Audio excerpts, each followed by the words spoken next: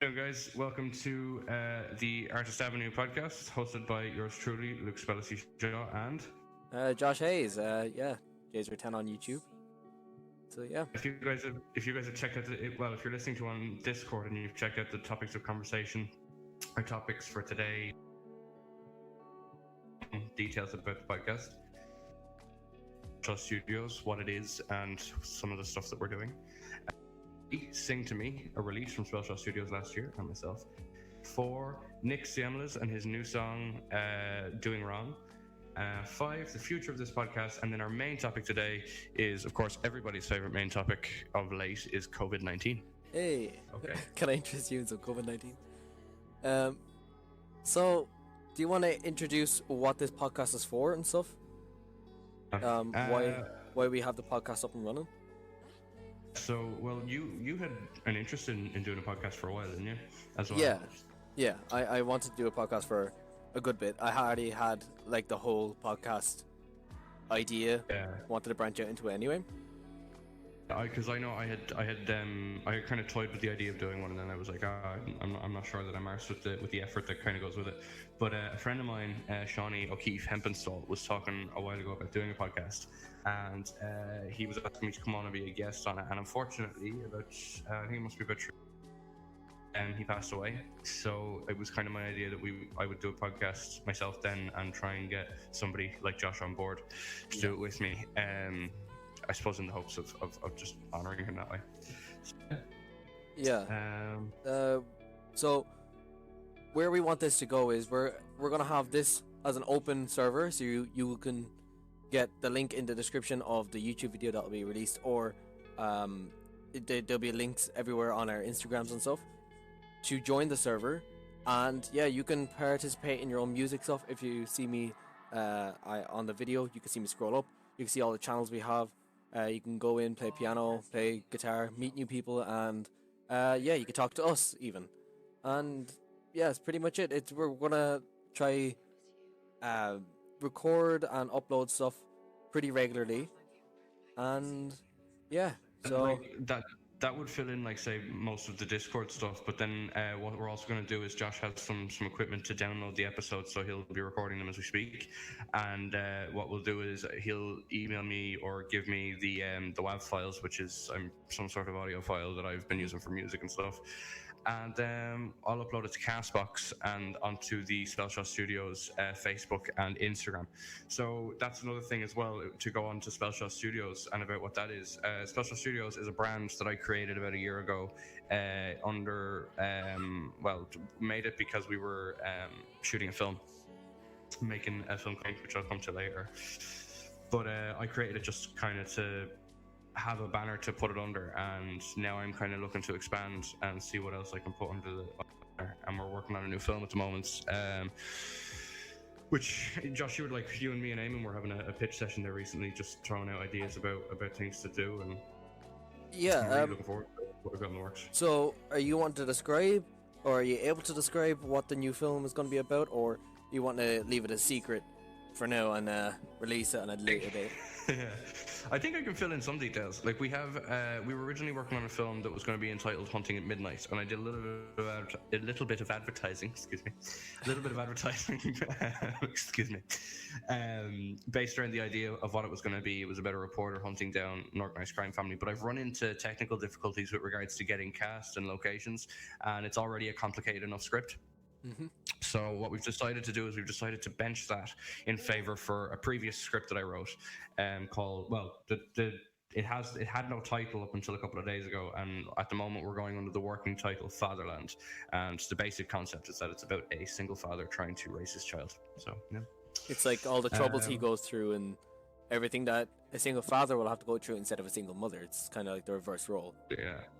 Yeah, absolutely. And it's also the downfall of his life as well, and the reasons as to why it falls down. And I think that's about as much as I can share at the moment. Yeah, working on scripts at the moment and cast. But then SpellShaw Studios itself then releasing this under that banner. If you guys want to find the podcast away from, like, depending on where you find it when you are listening to it, but if you're trying to find it away from wherever it is you're looking, you can obviously find it on Discord. Then you can find it on Castbox or any of your podcast apps, because I'm pretty sure Castbox allows you to upload it, but definitely Castbox. And then you'll also be able to find it on the SpellShaw Studios Instagram page, which is just SpellShaw Studios. So I would ask that you follow that. I only created that account recently because I wanted to separate my more musical, that's just my name as brand, and the stuff that's going to be under the SpellShaw Studios banner. So that'll kind of cover that stuff, you know. It's kind of my intention that way, you know. Yeah, and they're also going to be uploaded separately on YouTube and stuff like that. A bunch of clips. Some, I think that what's going to happen is we're going to break them into segments for YouTube, and then upload them as short segments on YouTube, and really bring out under the SpellShaw Studios name. Yeah, and possibly under our personal ones as well. Just kind of wherever we can get it, I suppose. Yeah, just try to branch out and get as much people on board as possible, because I know some people that we might have in contact to come on as a guest, and hopefully they'll branch out as well. We won't disclose that just yet. Yeah. Hopefully. we have some cool ideas, and some cool acceptance. I was onto some people, like some of the people that I was telling you about. I was onto them, and like they're all quite interested in it. So it should be fun. Yeah. Most of our episodes will probably have some sort of guest, and then some of them will be like this, but we wanted the first one to kind of just be the two of us for. Yeah, just a little introduction. So, moving on to Sing to Me. So, do you want to explain what Sing to Me was and why Sing to Me is your baby as such right now?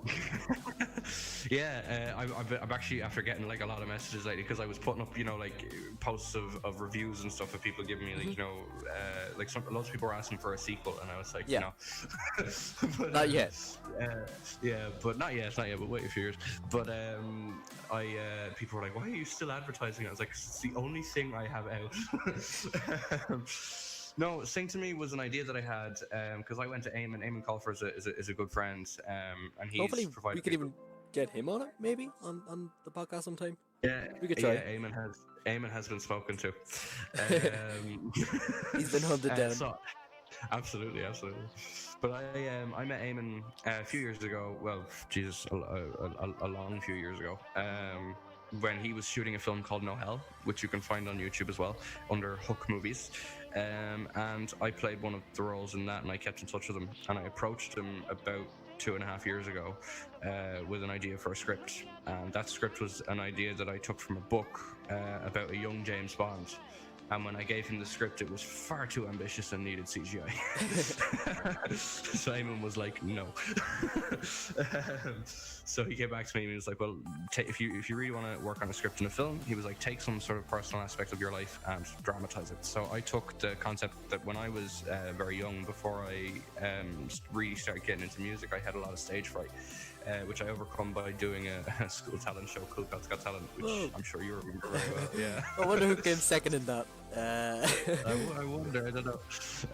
Or I wonder who had to play Wonderwall for like 5 years after that. I did too, don't worry. Yeah. But Jesus Christ. So, did you... But yeah. So you knew... Did I? You knew Eamon... You were in some of his other movies when you were growing up, right?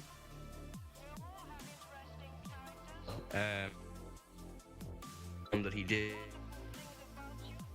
younger cast. So you're breaking up. The CBS. You just cut it, yeah. You know what I mean? No? Yeah, just say it again. So yeah, I was in a film called No Hell with Eamon, and that was the last film that he did that was with a younger cast. He did one in CBS with a lot of the CBS lads called Know Your Enemy, and then he went on and he did No Hell, and I was in that one, and just kept in contact that way, you know. Mm-hmm. And then, yeah, with Sing to Me, then once I came up with that idea, I took the idea of somebody with stage fright or social anxiety, and I just dramatized. The whole film is basically about this guy with social anxiety, and his friends are trying to push him to overcome all that. Yeah, and so this kid, do you want to give his character backstory and where he came from and why he has a stage fright and stuff? It comes from the concept that he or it comes from the fact that he spent his entire life on the move. So it's mentioned somewhere at the end of the film that his mother had a really good job. They were living in a nice house in Dublin, or like a high up. And basically the company went bankrupt and they spent their entire life on the move. So when he does finally settle somewhere, Wexford town, here in the southeast, and he kind of gets in with this group of friends unintentionally, but he's only there for a short amount of time when the film starts, and he's just like, you were working with you were originally cast in it. Do you remember that? Yeah, we did have a clip of that on your Instagram. Where? On like the little promo video. Yeah, So actually, I was originally John, and unfortunately, me and Michelle back then, we both backed out for different reasons, and I did it mainly out of respect. And there was a tragedy, and it was yeah. Yeah. But yeah, these things happen. It's like same with I had a whole movie underway to go, ready to go on a cast, and now it's because people you never know what happens. Yeah, you never know what happens. Yeah, it's such an unpredictable, I suppose, job. Yeah. It's such a unpredictable event that happens that affects so many people. You know. Absolutely. Yeah, absolutely. So, but it was such a great experience. We worked I did about a year of script writing, and it was just like pitch sessions with Eamon. You know, we were sitting down. I was like, "This is what I have. This is what I have." He would read it. He would edit it, and he would be like, "Try this, try this, try this." And eventually ended up with the final draft, and then was working then for another year with the cast, and that was a lot of fun. We really had a great. We were out. Yeah, we were out filming for how much? We were out like 4 months. Something like that, right? Well, no, sorry, yeah, no, because I went into editing. That's right. So we were shooting from December until June. So whatever that is. 6 months, nearly 7 months. So the whole shooting aspect. So it was based on Wexford. It was about a Wexford. It was from about a Dublin boy, right? He was from Dublin first. Yeah, he was from Dublin, and then he was like, "Let's move down." Funny, because I don't have a Dublin accent, so it was kind of I played the lead. So that was a totally intentional Easter egg. I totally meant to do that. Yeah. So no, we actually dropped a couple of Easter eggs in there. We had, if you watch the film, there's little things. So there's some intentional Easter eggs, and then there's mistakes that I now call Easter eggs. Yeah. So if you look really, really closely, you can see our camera equipment in the back of one of our scenes when we're dancing. That was a mistake. There's like there's an intentional Easter egg where you can see that we all had a Snapchat group. And that's right, with Ari's phone. That's right. So Michelle was looking through her phone, and you get to see the Snapchat group. We're all like, "Oh yeah, we're gonna film in today," all that kind of stuff. You get to read the text that we went through, and it was a lot of. We didn't. To be honest, I didn't know that was going to be in the movie at the end of it. But it wasn't originally supposed to be, because I had a conversation with Ari at the time, and I was like, "Well, we're going to get a shot of the phone," because Nick suggested that. Nick's being the co-director and chief filmographer of that project. He suggested having. Getting a look at the phone and seeing who she was texting, so that way when she talks to Lee or Lee's character John about the fact that Sebastian and Lara are doing whatever they're doing at that time, it would make more sense as to how she got the information. Yeah. So we decided to put it that way. That was like, oh, what if she said that they're looking in a group chat? So right, well, we create a group chat then with the fake names. And Ari was like, well, what if we use Nix was like, what if we use just the normal thing to make group chats, just see if yeah, because you wouldn't tell. As an Easter egg. Exactly. And it just worked out. No. We were all having a chat because you're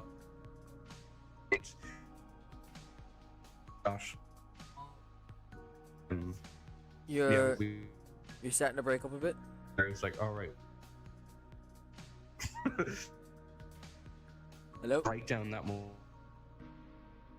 We're going to be late.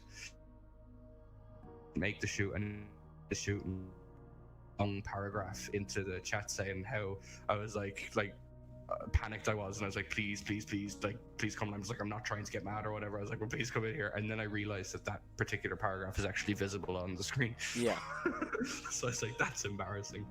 So moving on, we have Knicks, which is a YouTuber out there with 1.5k subscribers. Yes, Jesus. Yeah, he's a co-director in Sing to Me, one of our close friends. Yeah, so he released a new song up on YouTube. And you only just heard it there today, didn't you? Yeah.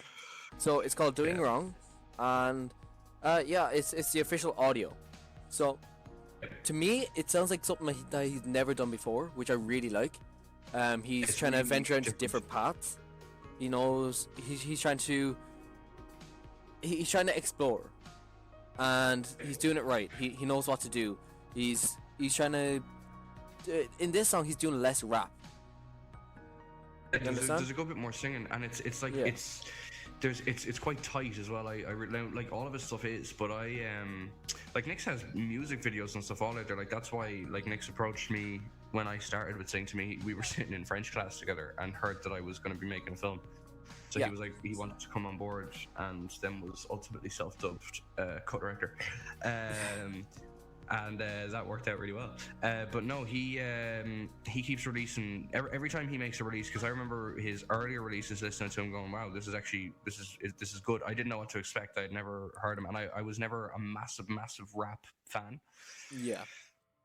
Yeah, and like I listened to a couple of his stuff when we were shooting, and then like he started releasing more, and then I think it was No Delay was when he released No Delay. I was like, he's really onto something here, and then this one again he just knocked it out of the park. He also had that song, the Blur. That one was amazing as well.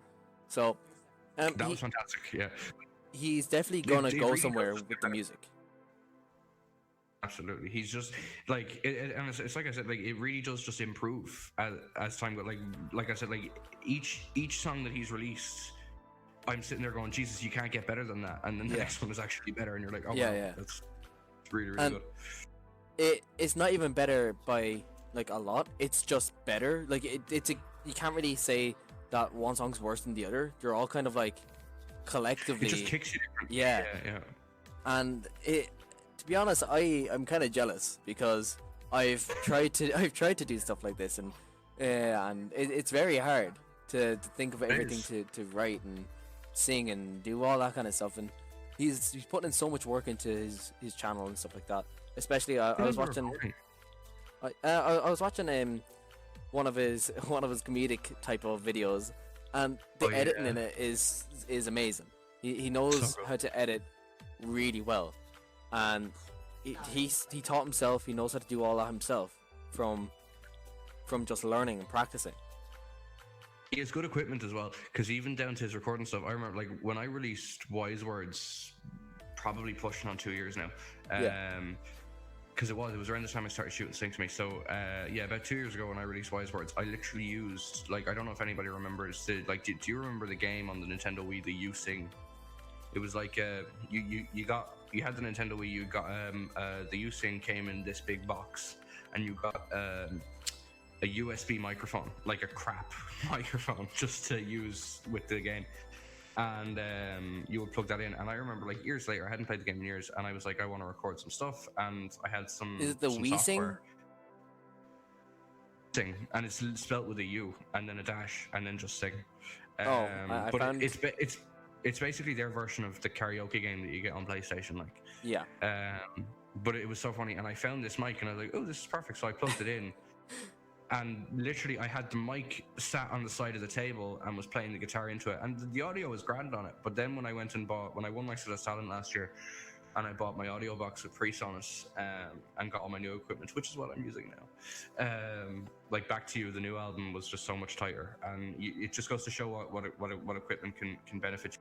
Some good stuff. Yeah. Talking about Exodus Talent, congratulations to Alex, who won Exodus Talent. Yes, very much so. Very well deserved. Yeah, like he was an amazing dancer. Everybody said that He done amazingly throughout the whole competition. I was his rival in the competition, but Yes. it's fine. On a different night though. Were you I- on the same night as Alex, or were you? I was on the same. No, I wasn't. My brother was. Yeah, I was thinking that because Yeah, I went to see Alex though, on the first night, and then I couldn't make the final. But yeah, it would seem that he was amazing at what he does. He knows exactly what he's doing, and he has everything set up for himself as well. He's just very like I obviously from last year was called back to play for the final after winning, and I watched the whole thing, and I was like watching, and this super high standard of talent, and then Alex came on, and I actually turned her. I was with Rachel Grace, who you may or may not hear on this show. I was actually with her, and I turned to her, and I was like, he's just gone and won it. And yeah. I'm a genius. I suppose we'll have a very brief word about the future of the podcast, and then we'll move on to our main topic and how we're all afraid that we're going to die. Well, we're not afraid. I'm ready. I just got a news alert. News alert. Prime Minister warns more families are going to lose loved ones. Jesus Christ. Loved ones? That is dark. Loved ones. Oh, loved ones. COVID-19 is going to kill more. I shouldn't be joking about this. It's very serious. Anyway, future of the podcast. Do you want to go into a bit of detail about that? So, when I see the future of the podcast, I see us with a bunch more guests, a bunch of people just wanting to communicate in the server. It's not only to do with the podcast itself. I want a bunch of topics that you guys can put in to this chat that I'm looking in right now. The topics of conversation in our Discord. So after you put stuff in, we'll take them out. We'll take whatever we like or whatever we feel like it's relevant, and then we talk about the relevancy, and we talk about your topic, and we would give you like a shout out, but kind type thing to whoever posts it, wherever we get our sources from. So yeah, that's pretty much it. We're not really gonna just host it all ourselves. We're wanting other people to contribute, and we want to know what you guys want to hear. So yeah. I think just like another side note is like I know literally next to nothing about Discord, so any queries for the people that are listening or any information or any ideas or whatever that comes through Discord, go to Josh with that, because Josh is managing all the Discord stuff, and then I'm handling so it's up here. If you look up in the top right of the screen, if you're watching on YouTube, there's me, and then there's my cousin Noel. He's going to be on the tech side of things too. He does want to help out in this server. He has helped me build the server from the bottom, from the ground up, basically. And then we just got Luke in here. We're like, yeah, come here. So yeah, and there's not only so you're able to play like gambling games with like slot machines and stuff like that. We have them in the chat. Know literally next to nothing about those types of games, but I hope other people enjoy. Yeah, it's just there just to entertain yourself. There's a music bot, so if you want to listen to music in a certain channel, you get to go to that channel and just listen to music, just chill out. Okay, so I think that brings us to, and I'm just going to say it the way it is here, it's Scream's main topic today, because that's like big deal. This is our main topic. Yeah. And this will probably be the layout as well, by the way. We'll have a couple of introductory things that we'll talk about briefly, but then we'll have a main topic which we'll focus on. Yeah. And our main topic today, of course, has to be COVID-19. The coronavirus. The coronavirus. Me and Josh were at I'm a massive Star Trek fan, and we were at a convention thing last night. Was it last night? It was 2 nights ago. Before. Yeah, 2 nights ago for William Shatner. He came to Dublin, and we watched Wrath of Khan, and he came out, and halfway through William Shatner, giving his presentation and answering questions, somebody sneezed really loudly, and Shatner just looked like dead down at your man. Everybody laughed, and he was staring him out of it. And then when the laughter died down, I just screamed, "Coronavirus!" So, for those who don't know, this is William Shatner. This is when we got to meet him. So you see Luke on the left here with his Captain Kirk uniform on, then me on the right, just with the badge on. So I'll just point out that the badge that I'm wearing, I'm just zooming in on the photograph there now. The badge that I'm wearing is actually not the right badge. I just prefer that badge over the one that I had that came with the shirt. So the badge that I'm wearing is Discovery era. Nobody gives a crap about that, but there's some trivia for you. Yeah. So this is who we went to meet, and we had to hand sanitize like 4 or 5 times before we went up to him. And that was just as we were walking up the stairs. Yeah, that was when we were walking up the stairs, walking towards him. And then when we got to go to him, it's literally just take a photo and leave. So they were really trying to protect him a lot. So I'm sure even your man came out at the end of the presentation and was like, please do not touch him. Yeah, they're saying don't touch him, he needs to be intact. So he's 88 years old. Talking about the coronavirus, in Ireland, it's more likely what we're going to be talking about. So in Ireland, there's all the schools closed down now, starting today, which is the 12th of the 3rd, 2020. So the Taoiseach announced that there's going to be all the schools and the colleges and the creches and everything to do with that in Ireland is going to close for 2 weeks until the 29th of March, which would really draw back the curriculum for the leaving certs and the junior certs and stuff like that, because we have like our orals for everything starting on is it next week or the week after, the 23rd. It starts Monday week, and it's like because we were prepping for the oral. I think the practicals are the Wednesday they start, and then the orals, start on the Monday, and it's like that. Granted, can run through, but the way I was looking at it was, and it's kind of freaking me out, is that one of my friends in school did just kind of had a look, and we actually the 6th years have something like 25 to 28 actual school days left. Yeah.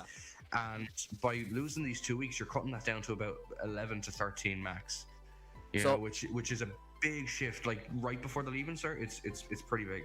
So what me and Luke were talking about when we were talking about on the phone earlier on was, if they allowed us to get the 2 weeks, that was like at the end of school where we finish in May, we get 2 weeks to go into school and the teachers teach us. I don't know if that'll happen. That's just an idea that me and Luke had. That maybe that might happen. You know, it's a. Because I have no idea what the plan would be, but it's like my thinking would have been that it's because the 6 years finish a week earlier than everybody else, and then there is a week after all school finishes before the leaving starts. So that's a total of 2 weeks, which is the same amount that we're losing. So in my head, it would make sense to just do schooling right up until the leaving start, which is something I never thought I would say. I used to relish the idea of 2 weeks off. Now it's like, I'm not sure how I feel like about it. 2 weeks off is usually a good thing, especially like for us, because we busk. If you don't know us, guys, we're buskers on the town. We play music that's like our source of income. So for us, I have a job. Yeah, but I only just started. Yeah, but that's kind of unreliable now, because if you were on the town, you could get sick. Then you have to self-isolate. You have to go and check out your hospital and stuff like that. Like it's really dangerous for us to busk. So really, that's taking away our income, and that's my main source of income. And for shops that'll close, that's taking away all their income. And now isn't it like what was the illness pay for work? It's gone up. And that's for something like 2 weeks as well, isn't it? Yeah, it did. So instead of like €200 usually isn't it, to €300, and then if to claim illness, it went from you have to be sick from 7 days. It went from that to you have to be sick for 1 day. So that's how you know that they're trying to take it seriously. Our government is, even though it is our government, we don't really have a government right now. So it is we're in between. We're floating. I'm just looking up here now. Online, it just has coronavirus, the latest COVID-19 headlines from March 12th, which is today. Mm-hmm. So like in the States, in places like Minneapolis, the World Health Organization has obviously declared that the outbreak of COVID-19 is now a global pandemic, and Ireland is basically closing down. But I think a lot of places are doing that, like Italy. But it was interesting. I'd heard that one of the reasons that Ireland is doing that so quickly now, even though the numbers are quite low here in Ireland. After the first death, they kind of got a scare, and the reason being is that apparently in Italy, when the first deaths came in Italy and the outbreak got so big there, that it was only in a portion of the country, same as here.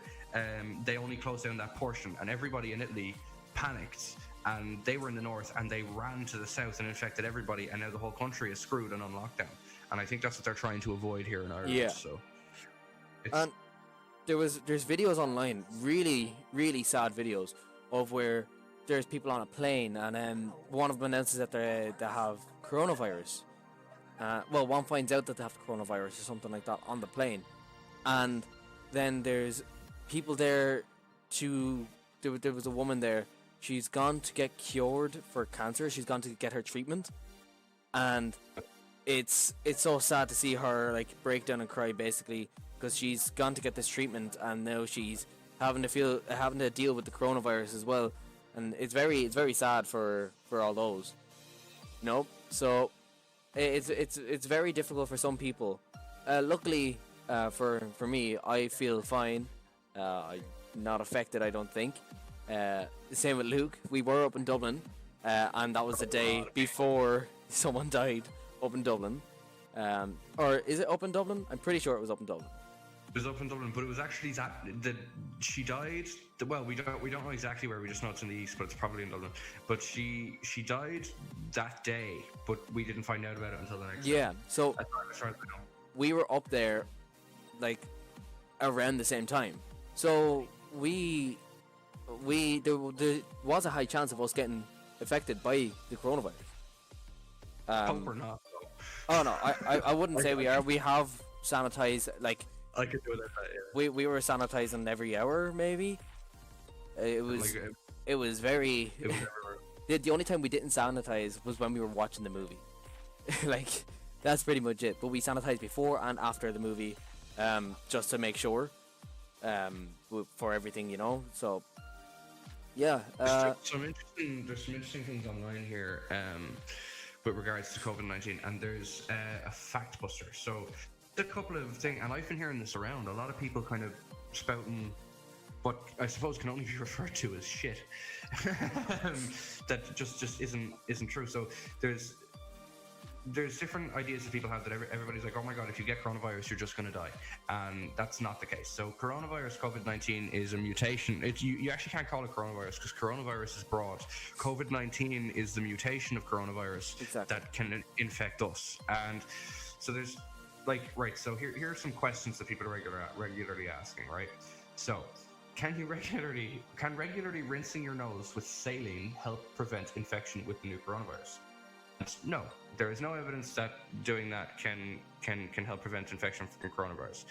If you drink bleach, if you gargle bleach, does it clean out your immune system? No, it kills you.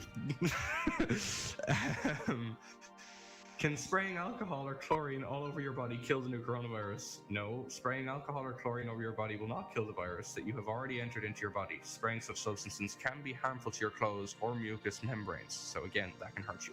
And no, the cold weather and snow will not kill the coronavirus. The most important thing that I think people need to realize and that they need to do, that this is just coming from what I get. I'm also only 18 years of age and not a health professional, but what I can gather from this and from medical people is that I think the most important thing for people to do is to just stay clean. Don't come into close contact with somebody who is obviously very sick. If you're going to cough, cover it with your shoulder. If you're going to sneeze, same, cover it with your shoulder. Consistently wash your hands. Every time you go to the bathroom, every time you come out, if you haven't washed your hands in about an hour or 2 hours, just take the time and go and wash them. If you're out and about, bring hand sanitizer. It's, yeah. Or just stop in a restaurant, and just use the bathroom, buy a chicken burger.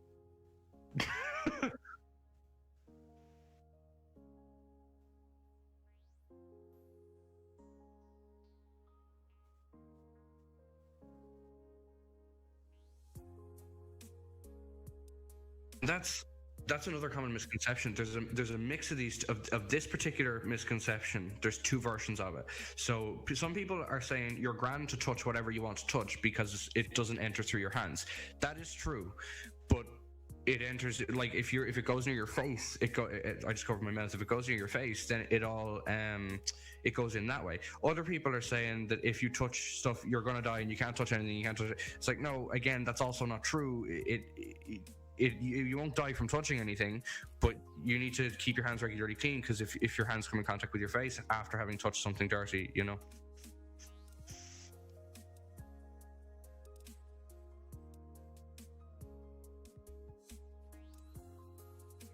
the worst for it.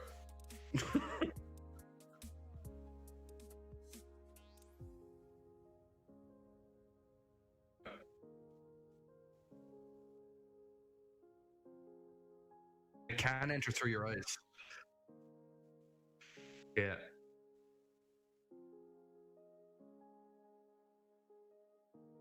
Down to your home. Yeah. Enter.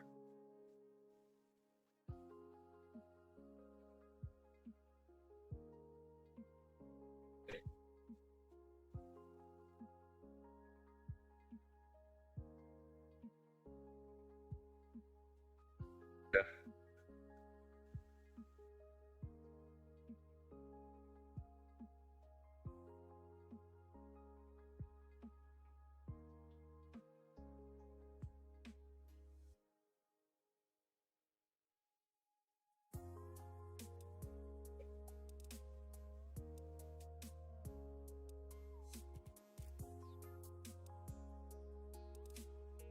Just think that's another misconception.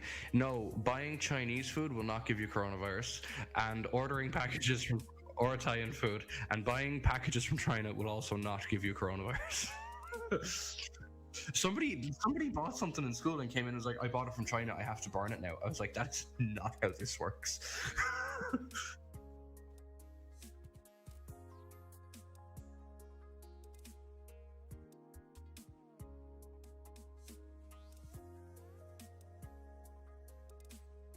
It was an interesting. Hey, Simpsons are predicting everything. Yeah, I'll just. Yeah, no, you work away with that, and then I'll preface it after. Yeah, go ahead.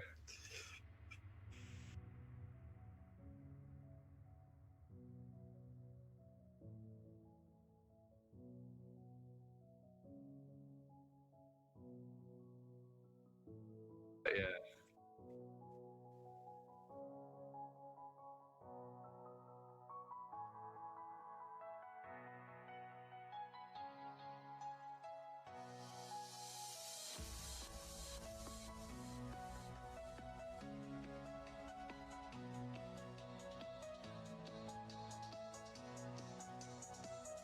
Interesting, I suppose, conspiracy that I came across was, pardon me, was this idea. I can't remember the exact details of it. I'll look it up while I'm here. But it's there's a conspiracy theory that people, or so this guy wrote a book into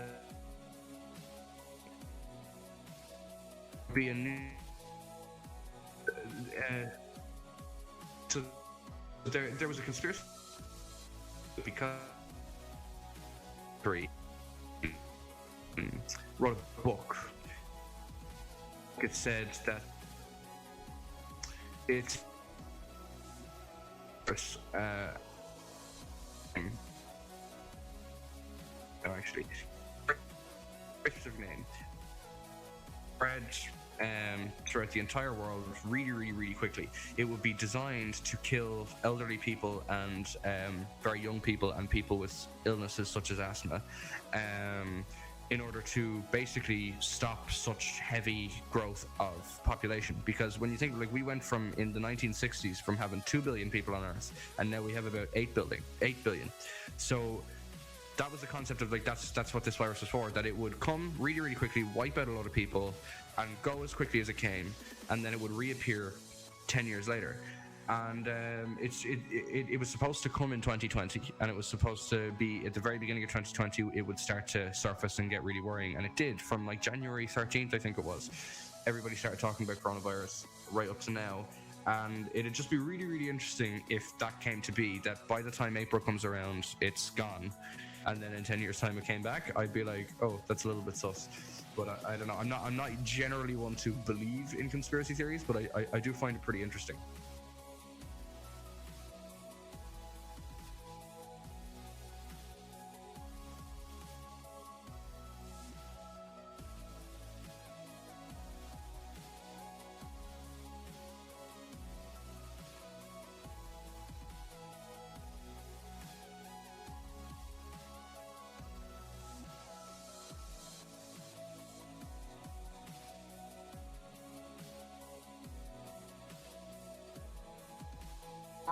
There was like reports of I remember actually hearing about this, that the Chinese knew about the coronavirus, and that apparently this doctor was a whistleblower, and the Chinese were saying that I don't know, something like 30 people had died from it, and this doctor tried to blow the whistle that it's actually been a few hundred people have died from it.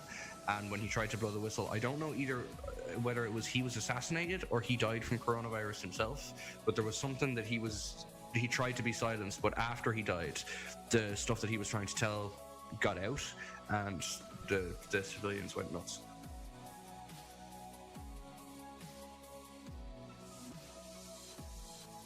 There you go.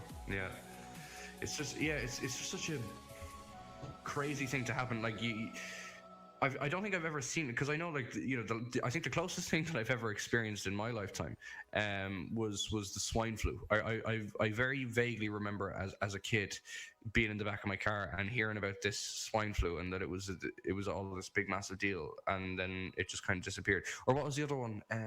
Ebola. Everybody was terrified of Ebola for a while, and then that just stopped.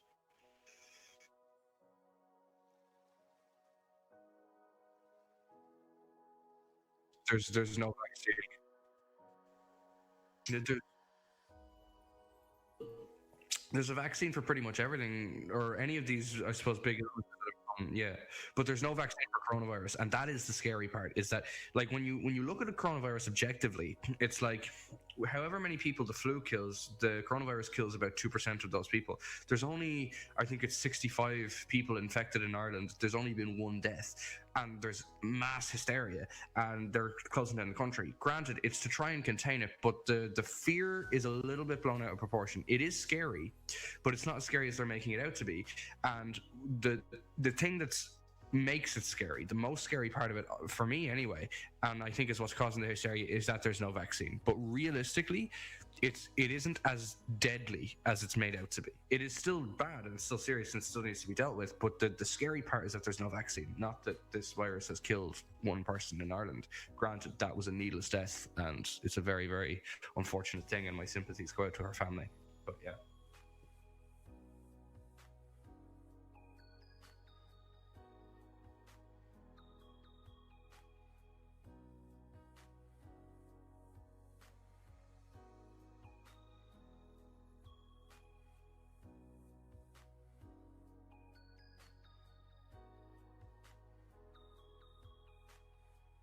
Yeah.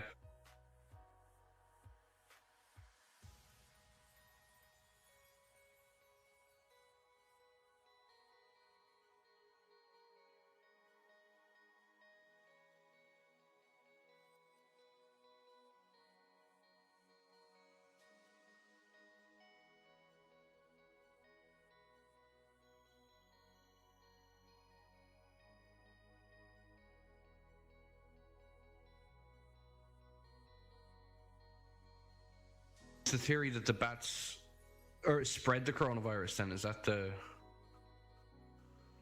COVID-19 rather?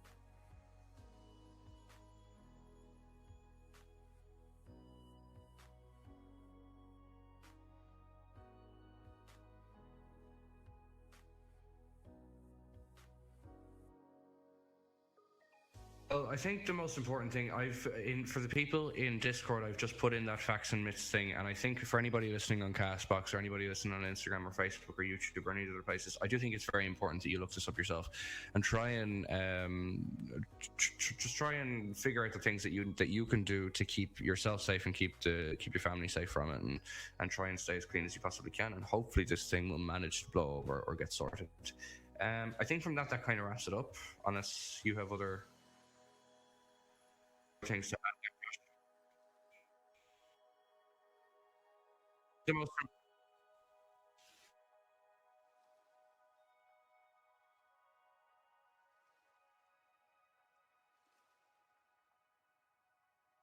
you don't affect other people.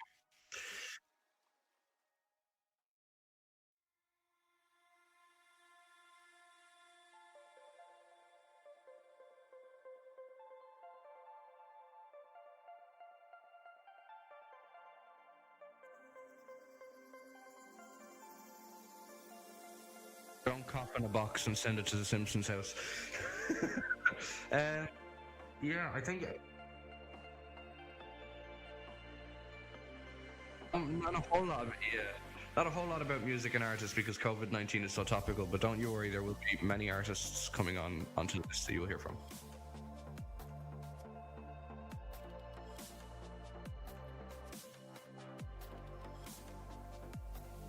All right, I'll announce one of the guests, and the guest that I'm hoping will be the first one on. I have got Rachel Grace coming in with us. So Rachel Grace, and you gave away that Eamon is coming. So we have Eamon and we have Rachel. So those are the two guests we're gonna have. Yeah, I know. I forgot to tell you that.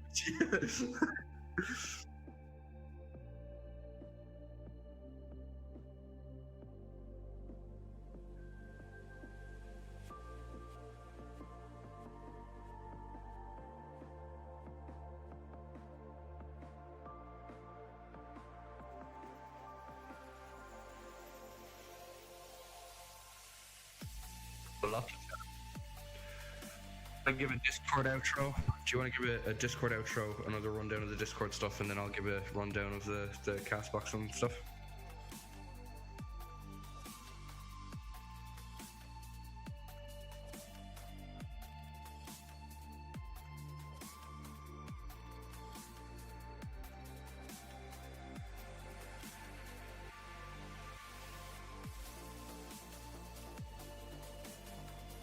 Yeah, Luke Spells. Just Luke Spells music, all one word.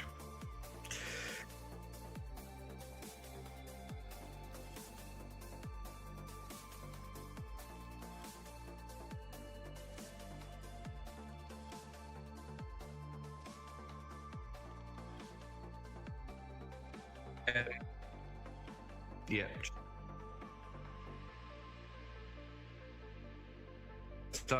It's yeah, no, it's all the same because it's all done through DistroKid. Which also, by the way, just with regards to Nick's from earlier, his stuff is now on Spotify as well, so you can find all that. His Spotify or stage name is N!X, so it's Nick's upside down, and then you'll also be.